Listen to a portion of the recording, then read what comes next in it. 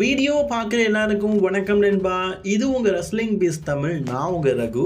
இன்றைக்கி நம்ம சேனலில் ஒரு சில இன்ட்ரெஸ்டிங்கான ரெஸ்லிங் நியூஸை தான் பற்றி பார்க்க போகிறோம். அதுக்கு முன்னாடி முதல்ல நம்ம சேனலுக்கு வந்துருக்கீங்களா, மறக்காமல் சப்ஸ்கிரைப் பண்ணி பெல் ஐக்கானை கிளிக் பண்ணி வச்சுக்கோங்க. தினமும் போடுற ரெஸ்லிங் சில தமிழ் தெரிஞ்சுக்கோங்க.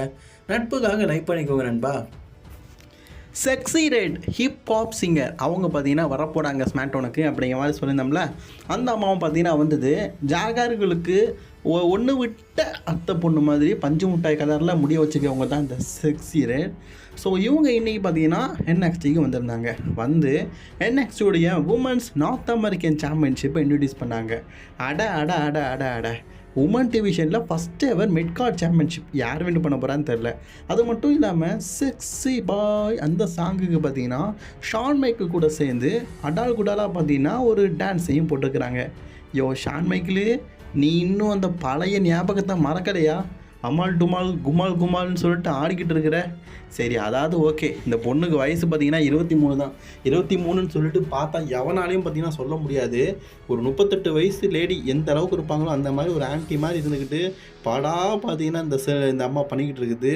என்னத்த சொல்ல. நிறைய பேர் சொன்னீங்க செத் ரோலன்ஸோடைய பர்த்டே விஷயம் சொல்லலையாப்பான்னு.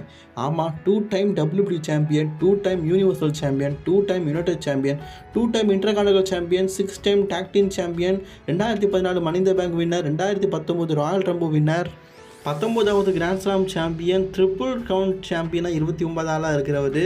அது மட்டும் இல்லாமல் 1 டைம் வேர்ல்டு ஹெவிவெயிட் சாம்பியன் மற்றும் 2 டைம் கிராண்ட் ஸ்லாம் சாம்பியனான செத் ரோலன்ஸை நம்ம சொல்லாமல் இருக்க முடியுமா? And first ever NXT champion. அப்படி பார்த்த செத் ரோலன்ஸுக்கு நேற்றுக்கு பிறந்த நாள் நான் சொல்ல மறந்துட்டேன்ப்பா. நேற்றுக்கு ரா ரிவ்யூலாம் போட்டோம்னா அதனால். அதே மாதிரி WWE வந்து king and queen of the ring ஸ்மாக்டவுனை பார்த்தீங்கன்னா சவுதி அரேபியாவில் நடத்தினானுங்க. அதுக்கு முன்னாடி ஒரு விஷயத்த சொல்லிக்கிறேன். ரோமன் ரெயின்ஸ் இல்லாமல் நீண்ட வருடங்களுக்கு அப்புறமா நடந்த சவுதி அரேபியா ஃபஸ்ட்டு பேப்பர்னா இதுதான். ஏன்னா ரோமன் ரெயின்ஸ் இல்லாமல் இது வரைக்கும் சவுதி அரேபியாவில் பார்த்தீங்கன்னா ட்ரைபல் சீஃப் ஆனதுக்கு அப்புறமும் சரி, அதுக்கு முன்னாடி சரி, மேக்ஸிமம் இல்லை. ரோமன் ரெயின்ஸ் இருந்தாருன்னா கண்டிப்பாக சவுதி அரேபியாவில் அவருக்கு ஒரு மேட்ச் இருக்கும். இது எப்போ இல்லாமல் இருந்தது? ரோமன் ரெயின்ஸுக்கு பார்த்தீங்கன்னா இந்த கோவிட் இருந்ததுல, அதில் க்ரௌன் ஜூலில் ஒருக்கா பார்த்தீங்கன்னா குயிட் ஆனார். அதில் இருந்தார், குயிட் ஆனார்.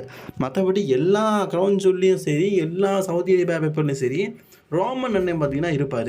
ஆனால் இந்த தடவை இல்லை. டிக்கெட் சேலிங்கும் பார்த்தீங்கன்னா கொஞ்சம் மந்தமாயிட்டு WWE பார்த்தீங்கன்னா king and queen of the ரிங்கை பெருசாக நடத்தணும்னு சொல்லிட்டு ஸ்மாக்டவுனையும் பிரம்மாண்டமாக நடத்துனாங்க. டிக்கெட் சேலிங் பார்த்தீங்கன்னா நினச்சது மாதிரி நடக்கலை. டிக்கெட் சேலிங் நிறைய காலியாக இருக்குது. சோல்ட் அவுட்டுன்னு போடுவானுங்கல்ல, அந்த மாதிரி இந்த தடவை சோல்ட் அவுட்டுன்னு போட முடியல. WWEக்கு பார்த்தீங்கன்னா நினச்ச மாதிரி டிக்கெட்டு விற்கலை, ரொம்ப கம்மியாக வந்துருச்சு. கிட்டத்தட்ட பார்த்தீங்கன்னா ஒரு 2000-3000 டிக்கெட் பார்த்தீங்கன்னா அவங்க எக்ஸ்பெக்ட் பண்ணக்கு விற்கலை. அதுவும் king and queen of the ring ஒரு பேப்பரியூ சவுதி அரேபியாவுக்கு போய் நடத்திருக்கானுங்க. வழக்கமான பேப்பரியூனா கண்டிப்பாக டிக்கெட்லாம் சேலிங் ஆகும். பட் ஆனால் இது ஒரு மந்தமான பேப்பர் இல்லை, அதனால டிக்கெட் சேல் ஆகலை. ஒரு கருத்து கணிப்பின் படி ஒரு 2000-3000 என்ன 5000-6000 டிக்கெட் பார்த்தீங்கன்னா ரோமன் ரெயின்ஸு பெரிய பெரிய ரெஸ்லர்ஸ் ஜான்சினா இவங்கெல்லாம் இல்லாதனால டிக்கெட் விற்கலன்னு சொல்லியிருக்கிறாங்க. போன வருஷம் கிரவுண்ட் சோலில் பார்த்தீங்கன்னா சான்சினா இருந்தார், சோலோசேகா இருந்தார், ரோமன் ரெயின்ஸ் இருந்தார். கொஞ்சம் ஓரளவுக்கு பட்டி டிங்கரிங்கெலாம் பார்த்து தான் பார்த்தீங்கன்னா கிரவுண்ட் ஷோவில் நடத்திருந்தாங்க. அதுக்கு முன்னாடி king and queen of the ரிங்கில் பார்த்தீங்கன்னா ப்ராக் லெஸ்னர்லாம் இருந்தார். இந்த மாதிரி பெரிய சூப்பர் ஸ்டார்ஸை வச்சு எப்போவுமே சவுதி அரேபியாவில் ஷோ நடத்திட்டு இந்த தடவை சும்மா ஏதோ விபூதி பூசின மாதிரி king and queen of the ரிங்கை நடத்தலான்னு பார்த்தாங்க. ஆனால் WWEக்கு பார்த்தீங்கன்னா விபூதி பூட்டிட்டானுங்க சவுதிக்காரனுங்க. பெரிய பெரிய சூப்பர் ஸ்டார்ஸை கூட்டிகிட்டு வரட்டா நாங்கள் எதுக்குடா பார்க்க வரணும்னு சொல்லிட்டு ஆடியன்ஸ் லெவல் வந்து கம்மியாயிடுச்சு. இது ஆரம்பம் தான் கண்ணா ட்ரிபிள் ஹெச். நீங்கள் போகிற போக்கில் ப்ராக் லெஸ்னர், ரோமன் ரெயின்ஸு, சீனா இவங்க மாதிரி பெரிய பெரிய ரெஸ்லர்ஸ் எல்லாம் கலத்தி விட்டுட்டு சவுதி அரேபியாவில் இதே மாதிரி தொடர்ந்து ஷோ நடத்திங்கன்னா கண்டிப்பாக சவுதி அரேபியா ஆடியன்ஸ் குயிட் ஆவாங்க. நீங்கள் நினச்ச மாதிரி கல்லா கட்ட முடியாது. அடுத்த தடவையாச்சும் ரோமன் ரெயின்ஸை கூட்டிகிட்டு வாங்கடா அப்படின்னு சொல்லிட்டு சவுதி அரேபியா ஆடியன்ஸ்லாம் கதறானுங்க. அண்ணே ரோமன் அண்ணே, நீ உண்மையிலேயே கிங்கு தானே. ஸோ அதுக்கப்புறமா ஈத்தன் பேஜ் அப்படிங்கிற ரெஸ்லரை பற்றி உங்களுக்கு தெரியும். இவர் AEW ஒர்க் பண்ணிகிட்டு இருக்காரு. இந்த ஆளுக்கும் AEWக்கும் பார்த்தீங்கன்னா ஒரு சில நாட்களாக பார்த்தீங்கன்னா சண்டை ஏற்பட்டது. ஸோ இப்போ அதை முடிவுக்கு கொண்டு வர மாதிரி இந்த ஆள் பார்த்தீங்கன்னா AEW விட்டு ரிலீஸ் ஆகிட்டார். இப்போ WWE NXTக்கு பார்த்தீங்கன்னா இவர் வந்திருக்கிறாரு.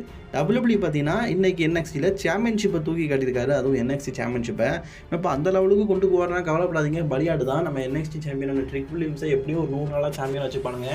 அது வரைக்கும் ஆப்பனண்ட் தேவையில்ல. அதனால் ஈத்தன் பேஜ் வந்த உடனே இப்படி ஒரு ஆப்பர்ச்சுனிட்டி கொடுத்துருக்கானுங்க. WWE பார்த்தீங்கன்னா ஏன் மெயின் ஸ்டேஜில் இறக்கலன்னு கேட்டிங்கன்னா அவங்களுடைய வில் பவரை காட்டுறானுங்க. ஏன்னா நீ என்ன தான் AEW மாதிரி ரெஸ்லிங் கம்பெனியில் சண்டை போட்டாலும் NXTல ட்ரைனிங் பண்ணாதான்டா நீ மெயின் ராஸ்டருக்கு போக முடியும் அப்படிங்கிறத அவங்களுடைய பவரை பார்த்தீங்கன்னா காட்டுறாங்க. இது நம்ம ஜார் கால்கிட்டலாம் காட்டலை பார்த்தீங்களா, பிள்ளை பூச்சிக்கிட்ட தான் காட்டுறானுங்க.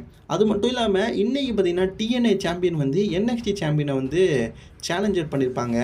ஆக்சுவலி TNA இதுலேயும் ஒரு இது இருக்குது என்ன தெரியுமா, இப்போ TNA WWE பார்த்தீங்கன்னா ஒரு கொலாஷ் பண்ணியிருக்கிறாங்க.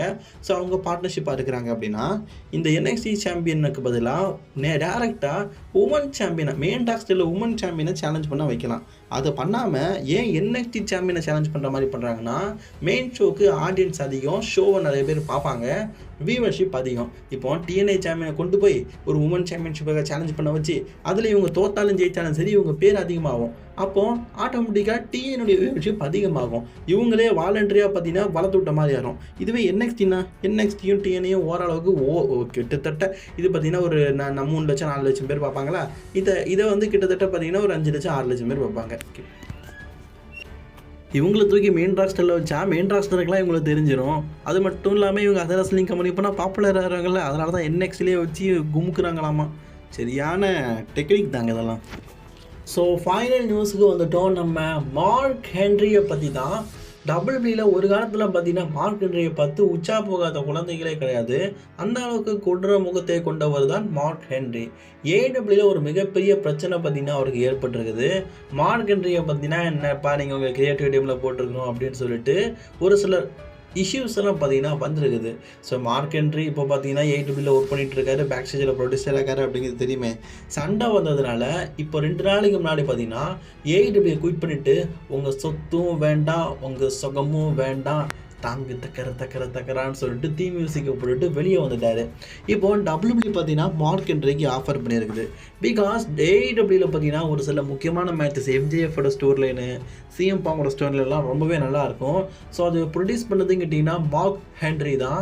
இப்போ AEWல பார்த்தீங்கன்னா தொடர்ந்து ரெஸ்லிங் பண்ணிட்டு இருக்காரு. அவர் மட்டும் இல்லை, பிக் ஷோ மார்க் ஹென்ரி. ஒரு காலத்தில் WWE இமயமே பிக் ஷோ மார்க் ஹென்ரின்னு தான் சொல்லுவோம். அதெல்லாம் ஒரு காலங்க. Big show Mark Henry WWE அப்படின்னாலும் ஒரு பேர். 2 பேரும் AEW வாங்கிட்டாலும் அந்த பெருமை AEWக்கு வரல. ஆனால் மீண்டும் கண்டிப்பாக இவங்க 2 பேரும் WWEக்கு வந்தால் நல்லா இருக்கும். ஸோ உண்மையிலே அதெல்லாம் ஒரு காலங்க, மறக்கவே முடியாது. Big show versus Mark Henry அந்த மேட்செல்லாம் பார்த்தீங்கன்னா அப்படி கண்ணுக்குள்ளேயே நிற்குது. அப்படிப்பட்ட மார்க் ஹென்ரி வந்து கூடிய சீக்கிரம் பார்த்தீங்கன்னா WWEக்கு வர போகிறாராம். WWE பார்த்தீங்கன்னா எப்படியாவது நம்ம இவரை WWEக்கு கூட்டிகிட்டு வரலாம் அப்படிங்கிற மாதிரி ட்ரை பண்ணிட்டு இருக்காங்க. கூட்டிகிட்டு வரும்போது கண்டிப்பாக ஃபைனலாக ஒரு மேட்ச் விளாட வைங்கப்பா. மார்க் ஹென்ரி சண்டை போட்டு எவ்வளோ நாளாச்சு, கடைசியாக ஒரு மேட்ச்சு, அதுவும் பிரான் பிரேக்கர் கூட விளாட்னா உண்மையிலேயே மாசா தரமாக இருக்கும்ல. சரி, அதுக்கப்புறமா அம்புட்டு தான்.